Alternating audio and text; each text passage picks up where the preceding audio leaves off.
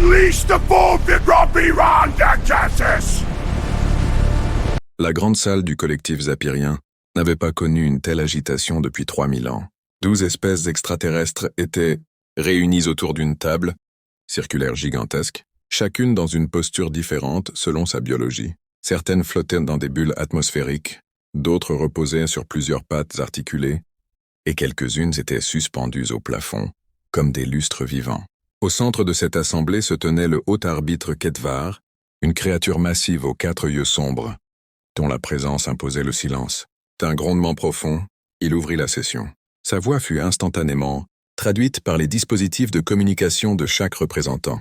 Autour d'eux, des hologrammes s'animèrent dans l'air. Une petite planète bleue apparut, tournant lentement dans l'obscurité. « Nous sommes réunis aujourd'hui à cause d'une menace », déclara Ketvar. « Une menace qui évolue depuis 6000 rotations de cette planète. » L'image se rapprocha. Des océans bleus, des nuages blancs, des continents verts. Rien d'alarmant à première vue. Voici Sol 3. Les habitants se nomment humains. Un frisson parcourut l'assemblée. Beaucoup avaient entendu ce nom dans des rumeurs, rarement prononcé à voix haute. Lorsque nous les avons détectés pour la première fois, poursuivit Ketvar, ils vivaient dans des cavernes, utilisaient des outils rudimentaires et se battaient avec des pierres. Nous les avons classés comme insignifiants.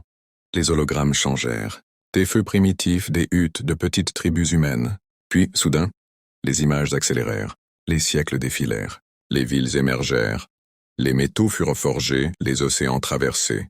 Leur évolution fut anormalement rapide, là où d'autres espèces nécessitent 50 000 ans pour développer l'agriculture. Ils y sont parvenus en 5000. La métallurgie en 8000.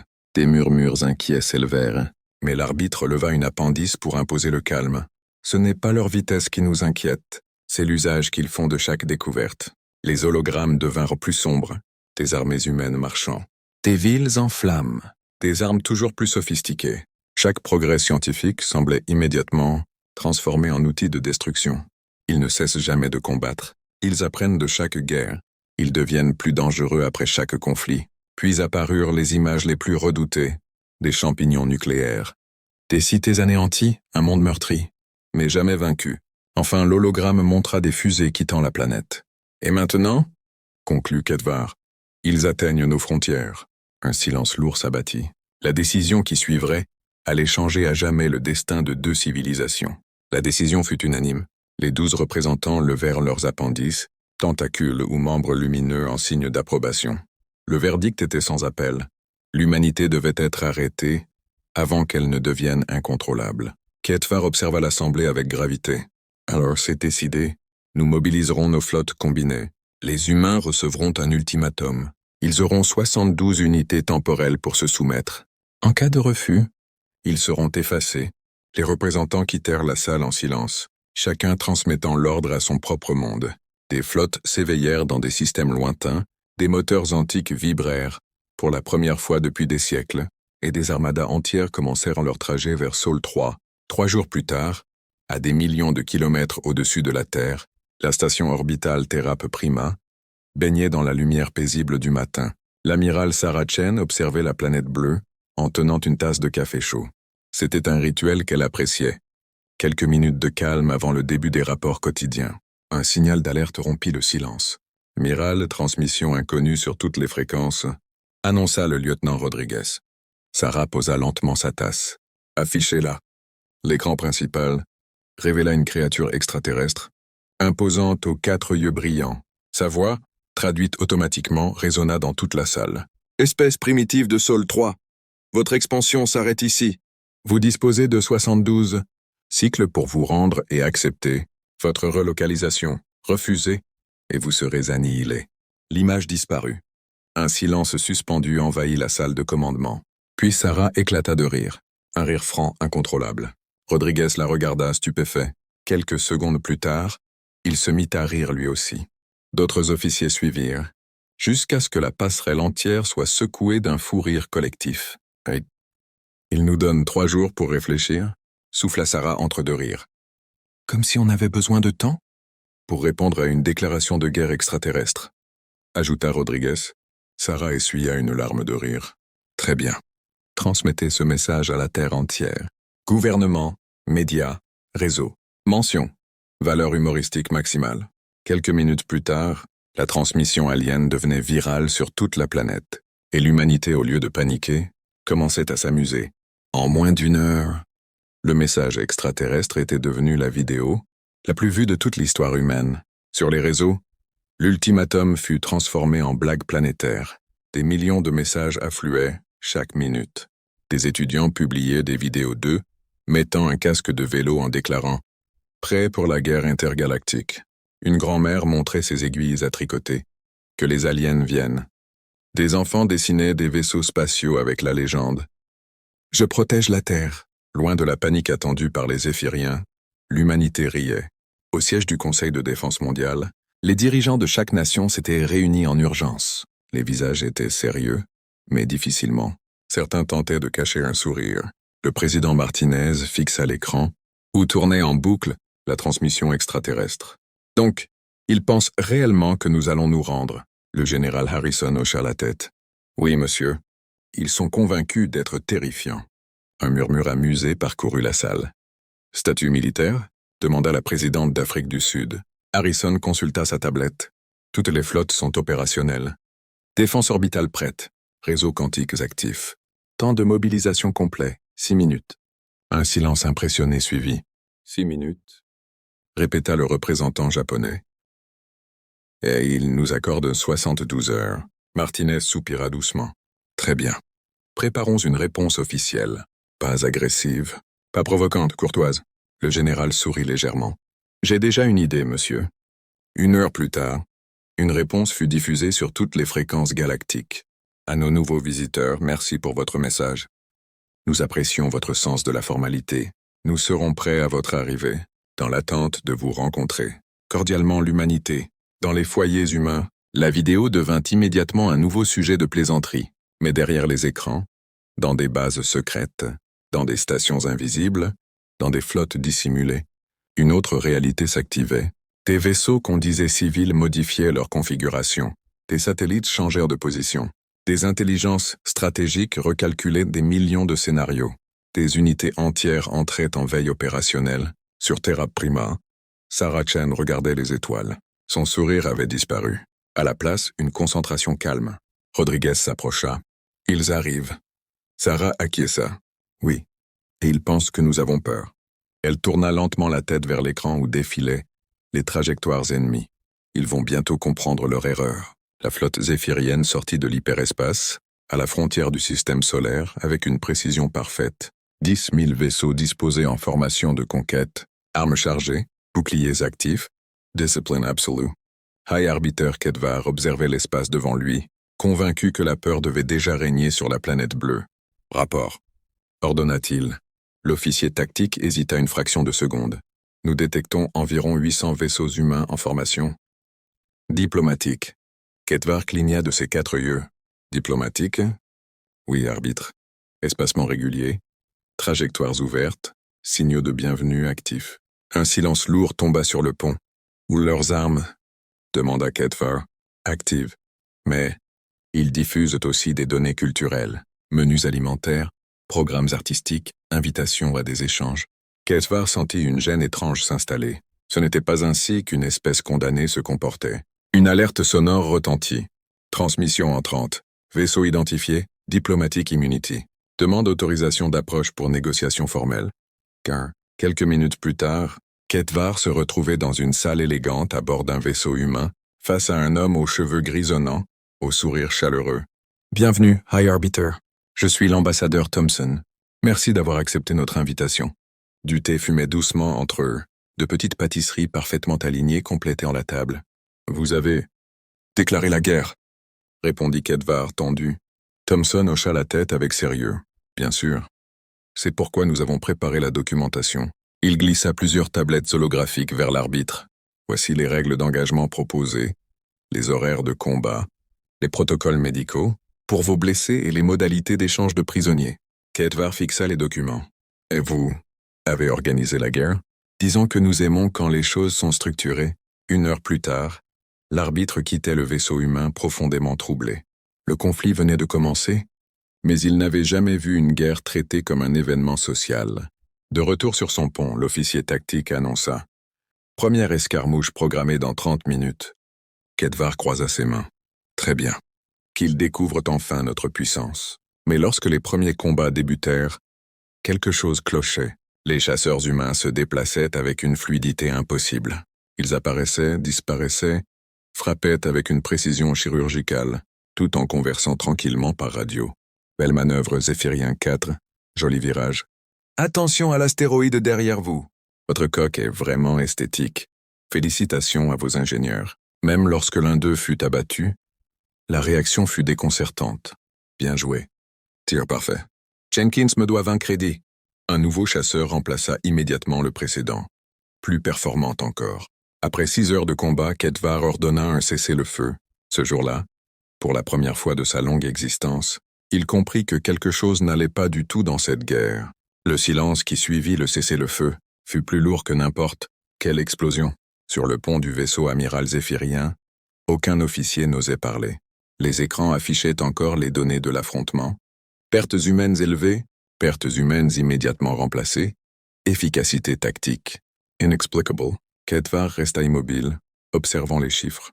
Ce n'était pas une défaite officielle, mais ce n'était certainement pas une victoire. Rapport complet, demanda-t-il enfin. L'officier tactique avala difficilement. Nos meilleures escadres ont été dépassées en manœuvrabilité. Leurs appareils semblent apprendre pendant le combat. Chaque nouveau vaisseau engagé est meilleur que le précédent. Kedvar tourna lentement la tête. Apprendre pendant la bataille? Oui, arbitre, comme s'il s'agissait d'un exercice. Une nouvelle alerte apparut sur l'écran principal. Transmission humaine entrante. L'image d'une femme aux cheveux gris apparut. Calme, posée, regard assuré. I, Arbiter Kedvar, je suis l'amiral Sarah Chen. Nous souhaitons vous remercier pour la qualité de l'affrontement. Vos pilotes sont remarquablement disciplinés. Un remerciement. Après une bataille, Kedvar répondit avec froideur. Vous vous amusez de cette guerre. Chen esquissa un léger sourire. Nous apprenons. Et nous vous apprenons aussi. La différence est importante. Elle activa un affichage partagé, des schémas tactiques, des courbes d'évolution, des projections de scénarios futurs. Nous avons analysé votre doctrine militaire en 6 heures. Vos forces sont puissantes, mais prévisibles. Vous privilégiez la structure. Nous, l'adaptation. Kedvar serra les mâchoires. Et si nous engagions toute notre flotte? Chen le regarda sans arrogance, sans provocation, juste avec honnêteté. Alors nous activerions nos véritables forces. Et ce que vous avez vu aujourd'hui ne représente qu'environ 1% de nos capacités. Un long silence. Puis elle ajouta doucement. Nous préférerions éviter cela. L'écran s'éteignit. Sur le pont, plusieurs officiers détournèrent le regard, troublés. Kedvar comprenait enfin. Les humains ne jouaient pas avec eux. Ils s'entraînaient. Quelques minutes plus tard, un nouveau rapport arriva. Arbitre. Nous avons intercepté des communications humaines publiques. Montrez-les. Un flux vidéo apparut. Une présentatrice humaine souriante. Bonsoir à tous. Aujourd'hui, notre patrouille locale a mené un excellent exercice face à nos visiteurs extraterrestres. Les performances sont très encourageantes. Demain, un engagement de niveau intermédiaire est prévu à 8 heures. Un exercice. La guerre était un exercice. Kedvar éteignit l'écran lentement. Pour la première fois depuis des millénaires, une pensée s'imposa à lui avec une clarté terrifiante. La collectivité zapirienne n'avait pas attaqué une espèce primitive. Elle venait de provoquer la civilisation, la mieux préparée à la guerre de toute la galaxie. Et le pire, c'est qu'il restait impoli. Kedvar accepta la rencontre à contre-cœur. Pas par faiblesse, mais parce qu'un chef véritable reconnaît quand la logique impose l'écoute. Le vaisseau diplomatique humain s'arrima à son amiral avec une précision presque cérémonielle. Aucun signe d'hostilité, aucun déploiement agressif, juste une organisation parfaite. L'ambassadrice Thompson entra la première. Pas d'armure, pas d'escorte imposante. Un simple tailleur sombre et un regard attentif. Merci de nous recevoir, ô arbitre. Nous savons que cette situation est déroutante. Déroutante. Le mot était faible.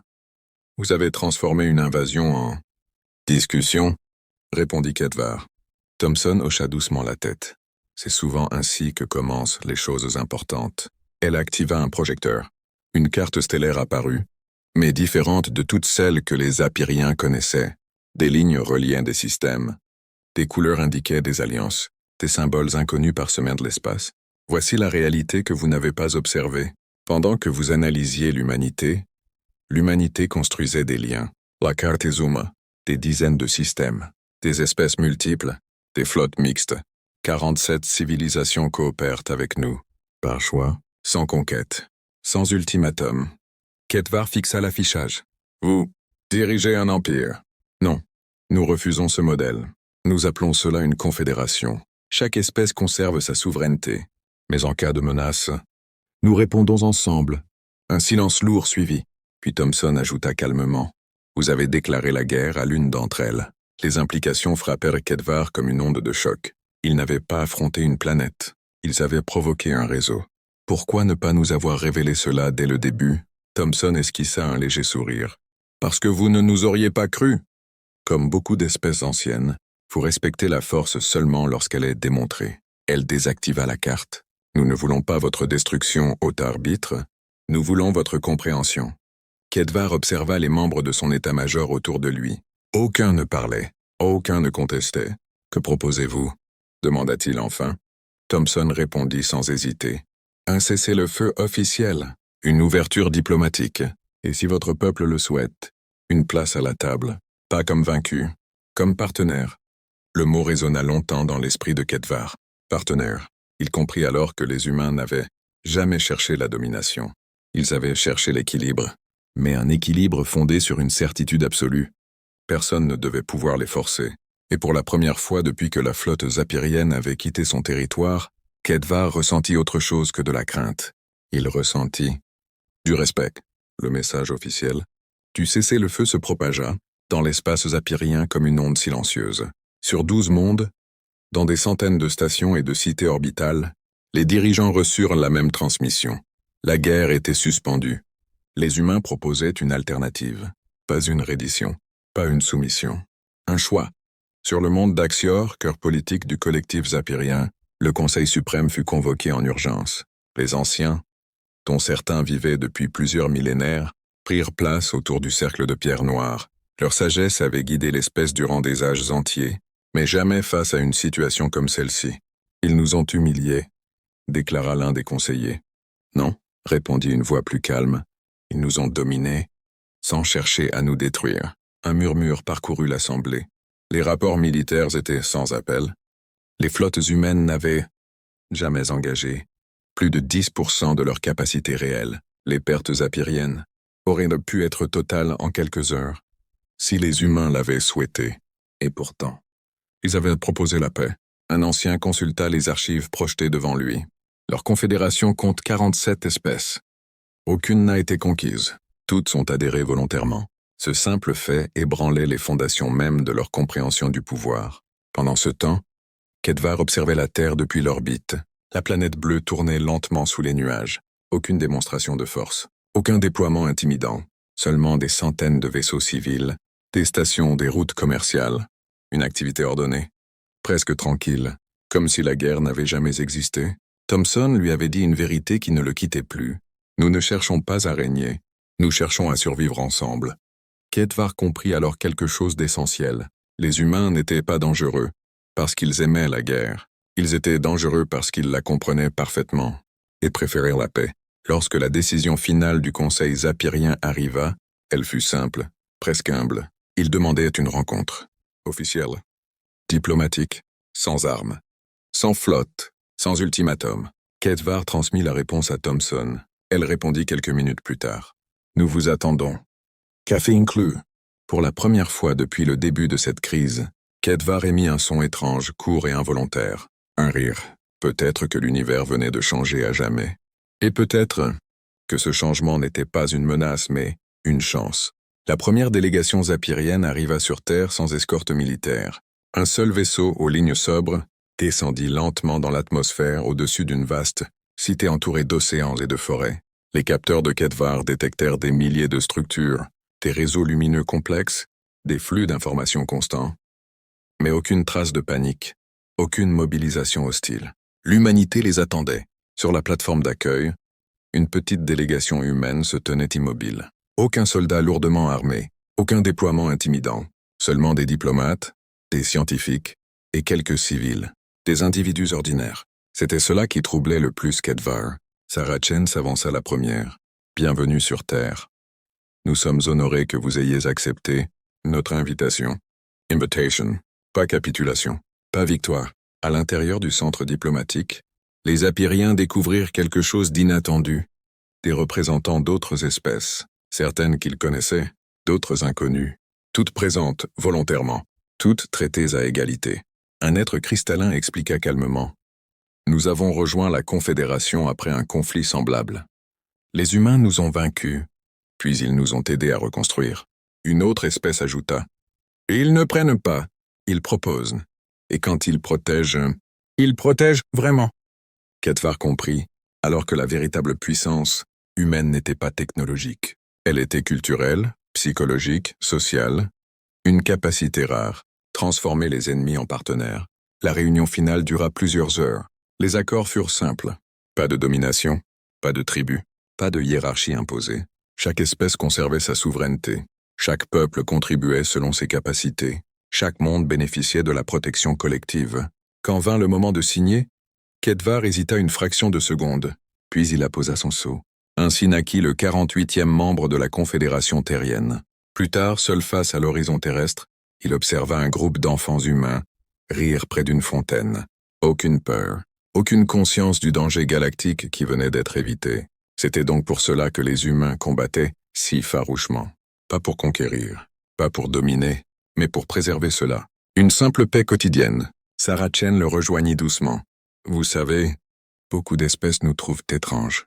Kedvar inclina légèrement la tête. Étrange, oui, mais nécessaire. Elle sourit. Et pour la première fois depuis des millénaires, le destin galactique ne reposait plus sur la peur, mais sur quelque chose de bien plus rare, la confiance.